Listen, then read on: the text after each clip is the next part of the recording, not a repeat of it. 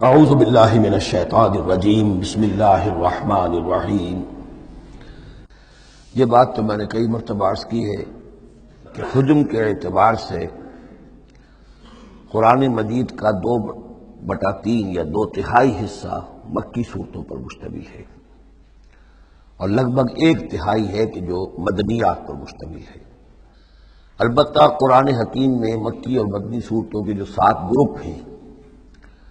ان میں سے چونکہ پہلے گروپ کی مکی صورت سورہ فاتحہ ہے، حجم کے اعتبار سے بہت ہی چھوٹی، کل 7 آیات پر مشتمل، اگرچہ معنوی اعتبار سے بہت عظمت کی حامل ہے، بڑی فضیلت کی حامل ہے، تاہم یہ کہ وہ سورہ مبارکہ ایسی ہے کہ وہ مکی مدنی کی تقسیم سے بھی اعلیٰ ہے، ارفع ہے، بلندتر ہے۔ اس حوالے سے اگر دیکھا جائے تو قرآن حکیم میں اس تقسیم کے اعتبار سے مکی اور مدنی صورتوں کے گروپ کے اعتبار سے مکی صورتوں کے 6 گروپ بنتے ہیں، یعنی پہلے گروپ میں نہ ہونے کے برابر۔ پہلا سائزیبل جو جوڑا ہے وہ یہ ہے جو سورہ انعام اور سورہ اعراف پر مشتمل اب ہم شروع کرنے چلے۔ بعض باتیں تو آپ جان لیجئے کہ مکی اور مدنی صورتوں کے مضامین میں جو بنیادی فرق ہے، سب سے پہلی بات یہ ہے کہ مکی صورتوں میں زیادہ تر گفتگو مشرکین عرب کے ساتھ ہے،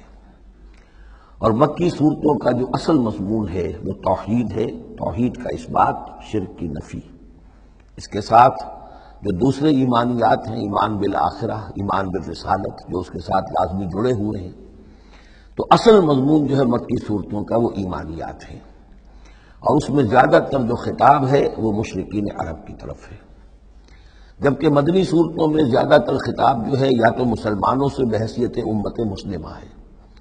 مکی صورتوں میں مسلمانوں سے خطاب براہ راست بہت کم ہے، بہت کم ہے، اور ہے بھی تو بالواسطہ ہے، یعنی حضور سے خطاب کیا جاتا ہے واحد کے صیغے میں، اور گویا کہ آپ کے ذریعے سے مسلمان مخاطب ہیں۔ اصل رد و قدح جو ہے، جو گفت و شنید ہے، رد و قدح ہے، بحث و نزاع ہے، وہ سب کی سب مشرکین سے ہے، مشرکین عرب سے۔ لیکن یہ کہ جو مدنی صورتیں میں براہ راست خطاب امت مسلمہ سے ہے، اور یہ کہ اس کے ساتھ ہی اہل کتاب، جیسا کہ ہم دیکھ چکے ہیں، یہود اور نصارہ، ان کے بارے میں مفصل گفتگو ہے، ان سے خطاب ملامت کے انداز میں بھی، دعوت کے انداز میں بھی، ترغیب کے انداز میں بھی، ترغیب کے انداز میں بھی۔ پھر یہ کہ مدنی صورتوں میں منافقین سے خطاب ہے، جبکہ پورے مکی قرآن میں نفاق کا ذکر شاید کسی ایک جگہ پر آپ کو مل جائے گا، وہ بھی بہت ہی سمجھیے غیر نمایاں طور پر، اس لیے کہ مکی دور میں یہ نفاق کا مرض موجود نہیں تھا۔ اہل مکہ بڑے سخت لوگ تھے،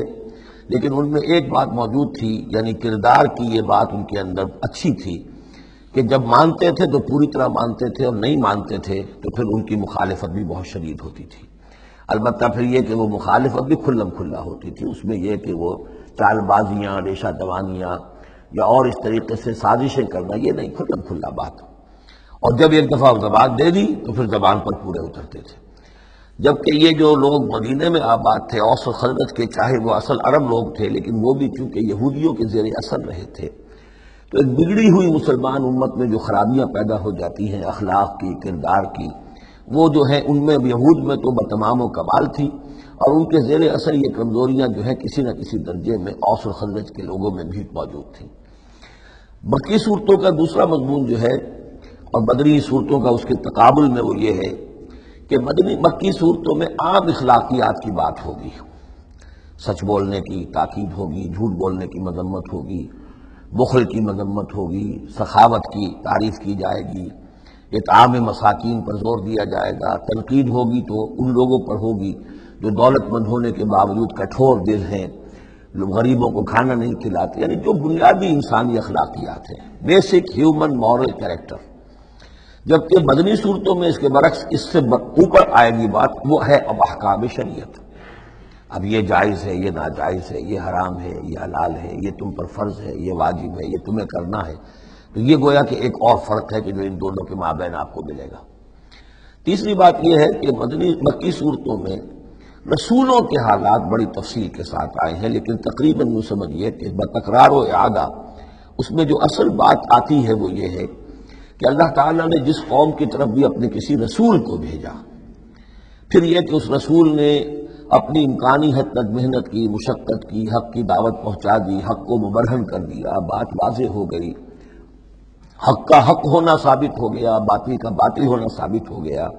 پھر بھی اگر وہ قوم اڑی رہی اور اس نے رسول کی دعوت کو نہ مانا، اس پر ایمان نہ لائی، تو پھر وہ نسیم منسیہ کر دی گئی، پھر اس کو ساتھ کوئی رعایت نہیں ہوئی،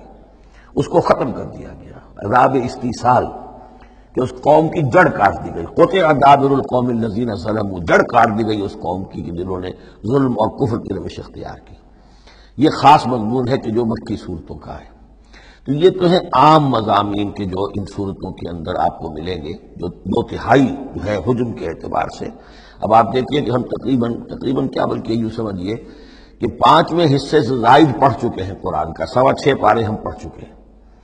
تو 1/5 سے زیادہ پڑھ چکے ہیں۔ ابھی تک کوئی مکی صورت سوائے سورہ فاتحہ کی نہیں آئی۔ یہ مضامین جو میں آپ کو گنوا رہا ہوں یہ اس لیے کہ اب پہلی مرتبہ یہ سورہ انعام میں ایک بالکل بدلی ہوئی کیفیت میں آپ اپنے آپ کو پائیں گے، جو میں نے کل کہا تھا کہ ابھی تک ہم مدنی جنت میں تھے، اب مکی جنت میں اب ہمارا داخلہ ہو رہا ہے۔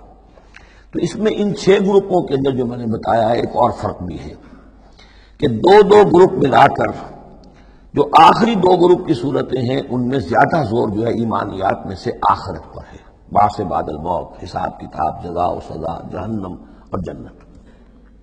درمیانی 2 گروپ کی مکی صورتوں میں زیادہ زور توحید پر ہے، اور یہ جو پہلے 2 گروپ ہیں جن میں 2 صورتیں تو یہ شامل ہیں جو سورہ انعام اور اعراف ہیں، اور پھر 14 صورتیں ہیں مسلسل سورہ یونس سے لے کر سورہ مومنون تک۔ وہ طویل ترین حصہ ہے قرآن مجید کا، مکی قرآن کا، کہ 60 پارے تک مسلسل جو ہے مکی صورتیں چلیں گی۔ ان صورتوں میں زیادہ زور رسالت پر ہے۔ وہ بات میں نے ابھی عرض کی تھی کہ رسول کی بات اگر نہ مانی جائے تو پھر قوم تباہ و برباد کر دی جاتی ہے۔ نبی کا یہ معاملہ نہیں ہے۔ نبی کی حیثیت ایسی ہوتی جیسے اولیاء اللہ ہیں، ان کی بات جس نے مان لی اس کو فائدہ ہو گیا، نہیں مانے اس کو نقصان ذاتی طور پر ہو جائے گا، لیکن پوری تباہی اور قوم کی ہلاکت نہیں ہوا کرتی تھی۔ عام اولیاء اللہ اور انبیاء میں فرق یہ ہے کہ عام اولیاء اللہ پر وحی نہیں آتی، انبیاء پر وحی آتی تھی، بس اس سے زیادہ فرق ان کے مقام اور مرتبے میں نہیں ہے۔ لیکن یہ کہ رسول بنا کر جس کو بھیج دیا جائے وہ پھر اللہ تعالیٰ کی عدالت بن جاتا ہے کہ اب تو جو اس کو مانے گا اس کے لیے خیر ہے، جو نہیں مانے گا اس کے لیے پھر ہلاکت ہے۔ تو یہ مضامین ہے۔ باقی یہ کہ مکی صورتوں میں پھر جو جوڑے ملیں گے آپ کو، جیسے یہ جوڑا ہم پڑھ رہے ہیں انعام اعراف، اس کے بارے میں ایک بات میں آپ کو کل بتا چکا ہوں کہ جب بات ہوتی ہے اللہ تعالیٰ کو منوانے کی، اللہ تعالیٰ کی معرفت آپ کو حاصل ہو جائے،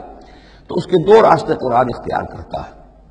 ایک التذکیر بآلاء اللہ، یہ وہی لفظ ہے فَبِأَيِّ آلَاءِ رَبِّكُمَا تُكَذِّبَانِ، اللہ کی نعمتیں، اللہ کی صناعی، اللہ کی قدرتیں، اور اس کے حوالے سے